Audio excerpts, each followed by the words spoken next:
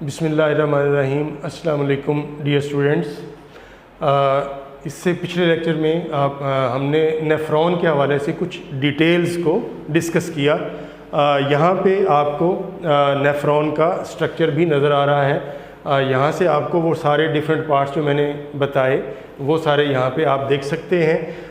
ये शुरू वाला हिस्सा जो है ये बोमेंस कैप्सूल है, ये प्रॉक्सिमल पार्ट है, ये लूप ऑफ हेनले है, ये डिस्टल कॉन्वोल्यूटेड पार्ट है, ये कलेक्टिंग डक्ट है, पेरिट्यूबुलर कैपिलरीज़ हैं और ये वेजा रेक्टा है। ये सारे पार्ट्स जो अभी मैंने आपको बताए यहाँ पे लास्ट लेक्चर में, वो यहाँ पे आप देख सकते हैं। और अभी हमने जो डिस्कस करना है बेसिकली वो इसका फंक्शन है। स्ट्रक्चर के बाद उसका फंक्शन आता है नेफ्रॉन का। तो जो नेफ्रॉन का फंक्शन है बेसिकली वो है यूरिन फॉर्मेशन, और ये होता है 3 स्टेप्स में। 3 स्टेप्स कौन से हैं? पहला स्टेप है फिल्ट्रेशन, दूसरा है रीअब्जॉर्प्शन और तीसरा है सीक्रीशन। सबसे पहला जो फिल्ट्रेशन है उसकी बात करते हैं। फिल्ट्रेशन का मतलब क्या है? अगर आप ये इस स्ट्रक्चर को देखें तो यहाँ पे ये एफरेंट आर्टरियोल मैंने लिखा हुआ है। ये आर्टरियोल जो है ये एंटर हो रहा है बोमेंस कैप्सूल में। ये आर्टरियोल जो है ये कहाँ से आ रहा है? ये रीनल आर्टरी, ये जो किडनी का स्ट्रक्चर आपने देखा था कि renal artery is entering into the kidney. जब ये रीनल आर्टरी एंटर होती है तो उसके बाद ये छोटी छोटी ब्रांचेस में डिवाइड हो जाती है जिनको आर्टरियोल्स कहा जाता है। और वो आर्टरियोल्स जो हैं जो इसके अंदर दाखिल हो रहे हैं बोमेंस कैप्सूल के अंदर, उसको हम एफरेंट आर्टरियोल कहते हैं। एफरेंट आर्टरियोल यहाँ पे दाखिल होने के बाद क्या होता है? इट इज़ डिवाइडेड एंड सब divided into very fine branches जिसको कहा जाता है कैपिलरीज। यहाँ पे नेटवर्क ऑफ कैपिलरीज बन जाता है। ये जो नेटवर्क ऑफ कैपिलरीज है इसको क्या कहते हैं? ग्लोमेरुलस। ये हम पहले भी इस पे बात कर चुके हैं ग्लोमेरुलस के हवाले से। तो ये ग्लोमेरुलस है। यहाँ पे ब्लड जो है कंटिन्यूसली आ रहा है और यहाँ पे वो जो फर्स्ट स्टेप की हम बात कर रहे हैं फिल्ट्रेशन, वो स्टेप यहाँ पे हो रहा है। जब ब्लड आता है तो जाहिर है उसके अंदर एक प्रेशर होता है। उस प्रेशर की वजह से ब्लड प्लाज्मा का जो कुछ हिस्सा है वो यहाँ से बाहर आ जाता है, इन कैपिलरीज़ में से बाहर आ जाता है। क्योंकि ये जो कैपिलरीज़ हैं ये बहुत ज़्यादा पोरस होती हैं, लिहाजा सबसे ज़्यादा फिल्ट्रेशन जो है वो यहीं से होती है। वो जो ब्लड का हिस्सा, प्लाज्मा का कुछ हिस्सा बाहर आता है उसको हम कहते हैं ग्लोमेरुलर फिल्ट्रेट। और वो जो ग्लोमेरुलर फिल्ट्रेट है वो किस में आ जाता है? इसमें आ जाता है। ये जो कप शेप्ड स्ट्रक्चर है जिसको बोमेंस कैप्सूल कहते हैं, इसके अंदर वो ग्लोमेरुलर फिल्ट्रेट आ जाता है। अब इसमें क्या क्या चीज़ें शामिल होती हैं? ब्लड से जो बाहर आया हिस्सा या ग्लोमेरुलर फिल्ट्रेट का जो पार्ट है उसके अंदर वाटर है, उसके अंदर सॉल्ट्स हैं, ग्लूकोज है, अमाइनो एसिड्स हैं, नाइट्रोजनस वेस्ट हैं। ये सारी चीज़ें इस ग्लोमेरुलर फिल्ट्रेट का हिस्सा है। तो ये सारी चीज़ें बाहर कैसे आई? Due to blood pressure in the capillaries of the Bowman's capsule, जिसको हम ग्लोमेरुलस कह रहे हैं। तो लिहाजा हम इसको फिल्ट्रेशन के साथ साथ अगर प्रेशर फिल्ट्रेशन का लफ्ज़ हम इस्तेमाल कर लें तो वो भी ठीक है, क्योंकि ब्लड प्रेशर की वजह से ये फिल्ट्रेशन हुई है। तो फर्स्ट जो स्टेप है इस नेफ्रॉन का in the formation of urine वो है फिल्ट्रेशन। यानी सबसे पहले तो ये ब्लड को फ़िल्टर करता है, उसमें से कुछ कंपोनेंट्स को बाहर निकालता है, फ़िल्टर करता है उसको। तो ये है फिल्ट्रेशन। उसके बाद जो सेकंड स्टेप है वो क्या है? That is reabsorption. तो अब यहाँ पे इस बोमेंस कैप्सूल में आ गया ये ग्लोमेरुलर फिल्ट्रेट, और इसके पीछे क्या है? ये सारा ट्यूबुलर पार्ट है और उसका फर्स्ट पार्ट है जिसको हम कहते हैं प्रॉक्सिमल पार्ट। प्रॉक्सिमल पार्ट है। ये जो प्रॉक्सिमल पार्ट है कॉन्वोल्यूटेड है, बल खाया हुआ है। इसके अंदर से जब ये ग्लोमेरुलर फिल्ट्रेट गुजरता है तो यहाँ पे क्या होना शुरू हो जाती है? रीअब्जॉर्प्शन। और सबसे ज़्यादा जो रीअब्जॉर्प्शन होती है वो यहीं पर होती है। तकरीबन तमाम जो यूज़फुल सब्सटेंसेस हैं तकरीबन ऑलमोस्ट यहाँ पे उनकी रीअब्जॉर्प्शन हो जाती है। बहुत सारा वाटर रीअब्जॉर्ब हो जाता है, कुछ यूज़फुल साल्ट्स जो हैं वो रीअब्जॉर्ब हो जाते हैं, ग्लूकोज सारा रीअब्जॉर्ब हो जाता है, अमाइनो एसिड सारे रीअब्जॉर्ब हो जाते हैं। और जब ये ग्लोमेरुलर फिल्ट्रेट यहाँ इसमें दाखिल होता है, ये लूप ऑफ हेनले है, straight but U shape structure इसके अंदर दाखिल होता है, तो काफ़ी हद तक वो यूरिन की फॉर्म में आ चुका होता है। ये जो यहाँ पे रीअब्जॉर्प्शन हुई है, इसमें किस चीज़ से मदद ली जा रही है? यहाँ पे आपको ये बारीक बारीक लाइनें जो नज़र आ रही हैं, एक्चुअली ये नेटवर्क ऑफ कैपिलरीज हैं, जिनको क्या कहा जाता है? Peritubular capillaries. इनकी मदद से ये रीअब्जॉर्प्शन का प्रोसेस होता है। फिर आप देखते हैं कि ये जो ग्लोमेरुलस है, इसमें से एक और आर्टरियोल बाहर आ रहा है। ये कैपिलरीज दोबारा मिलती हैं, फिर एक आर्टरियोल बनता है, इसको कहते हैं इफरेंट आर्टरियोल, और ये इफरेंट आर्टरियोल मज़ीद आगे नेटवर्क ऑफ कैपिलरीज में चेंज हो जाता है, जिसको हमने वेजा रेक्टा का नाम दिया था। अब जो ग्लोमेरुलर फिल्ट्रेट है वो यहाँ पे आ रहा है इस लूप ऑफ हेनले में, और यहाँ भी रीअब्जॉर्प्शन का प्रोसेस होता है। ख़ास तौर पे ये जो डिसेंडिंग लूप ऑफ हेनले है, इसमें क्या चीज़ रीअब्जॉर्ब होती है? वाटर। वाटर जो है ये डिसेंडिंग लूप ऑफ हेनले में से वाटर रीअब्जॉर्ब होता है।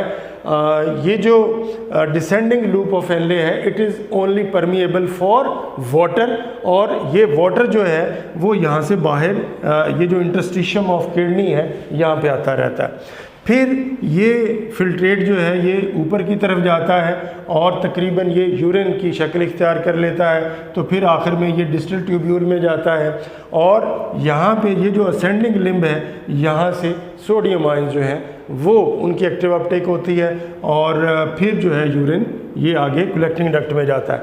आखिरी इसका जो पार्ट है वो है सिक्रीशन। सिक्रीशन क्या है कि जैसे जैसे ये ग्लोमेरुलर फिल्ट्रेट यहाँ पे मूव करता है, तो ये जो ट्यूबुलर स्ट्रक्चर है, इसके जो एपिथेलियल सेल्स हैं वो ख़ास किस्म के सब्सटेंसेस को सिक्रीट करते रहते हैं, ख़ास तौर पे हाइड्रोजन आयंस को सिक्रीट करते रहते हैं, ताकि जो यूरिन है उसकी जो पीएच है उसको मेंटेन किया जा सके। इसी स्ट्रक्चर से रिलेटेड, और जो हमने अभी पढ़ा है उससे रिलेटेड जो एक टॉपिक है वो है concentration of excretory product।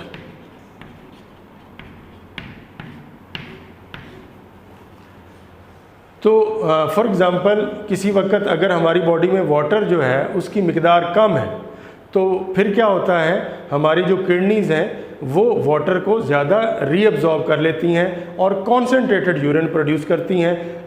उसमें दो मैकेनिज़म्स जो हैं वो यूटिलाइज़ करती हैं ये हमारी किडनीज़, और वो दोनों मैकेनिज़म्स जो हैं वो कौन कौन से हैं? सबसे पहला है काउंटर करंट मल्टीप्लायर, और दूसरा है हार्मोनल मैकेनिज़्म। ये दो मैकेनिज़म्स हैं जिनको हमारी किडनी यूटिलाइज़ करती है, एम्प्लॉय करती है, ताकि यूरिन को कॉन्सेंट्रेट किया जा सके। अगर हमारी बॉडी में वाटर जो है वो ज़रूरत से ज़्यादा है, तो फिर large amount of dilute urine जो है दैट इज़ प्रोड्यूस्ड, ताकि जो ज़्यादा वाटर है वो बॉडी से बाहर जा सके। और अगर वाटर कम है तो फिर कॉन्सेंट्रेटेड यूरिन प्रोड्यूस किया जाता है, ज़्यादा वाटर और जो सॉल्ट्स हैं वो रीअब्जॉर्ब कर लिए जाते हैं। कितनी रीअब्जॉर्प्शन हो सकती है?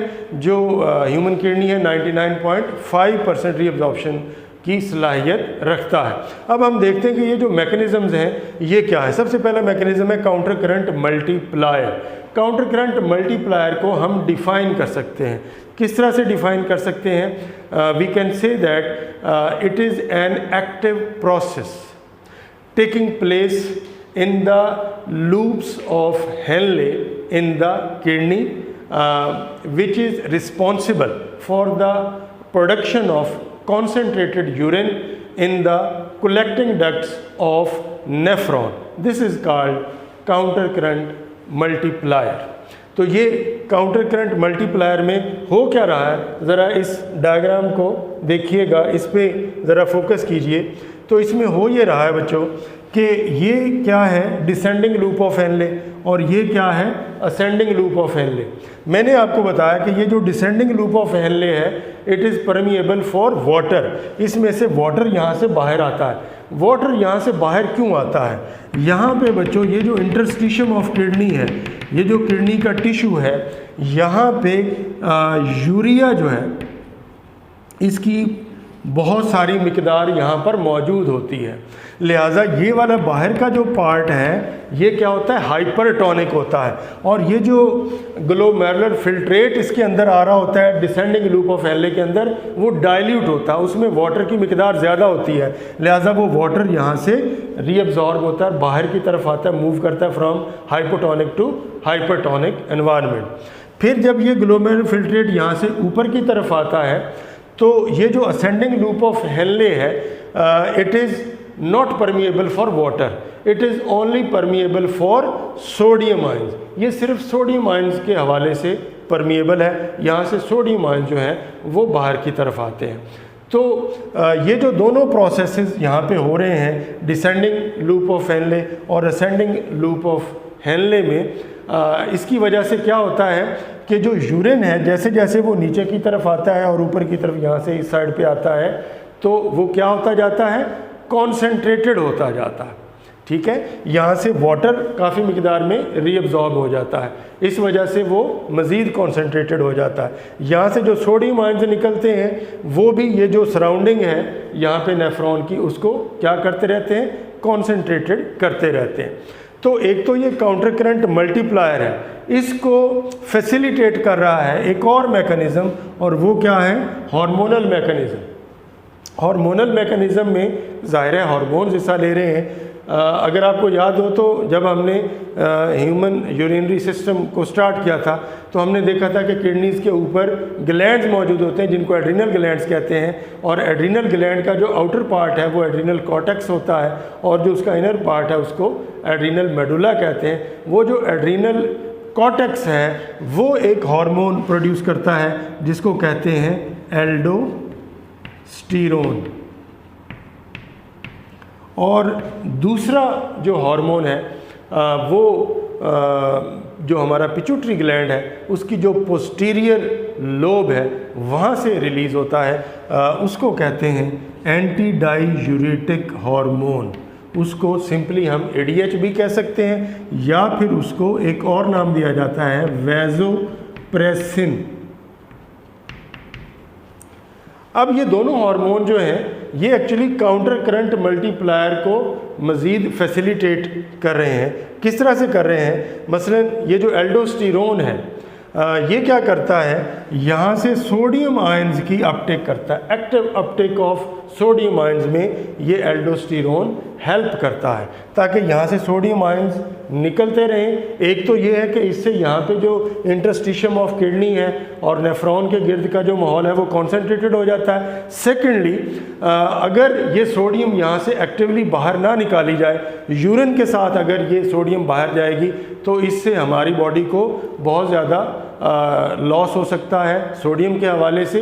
और अगर यहाँ से ये सोडियम की अपटेक ना हो तो एक अंदाजे के मुताबिक तकरीबन 25 ग्राम ऑफ सोडियम जो है एक दिन में रिलीज़ हो सकती है, जिसका हमें बहुत ज़्यादा नुकसान हो सकता है, इम्बैलेंस ऑफ इलेक्ट्रोलाइट्स हो सकता है। लिहाजा ये एल्डोस्टेरोन क्या करते हैं? यहाँ से active Uptake of sodium ions में हिस्सा लेते हैं।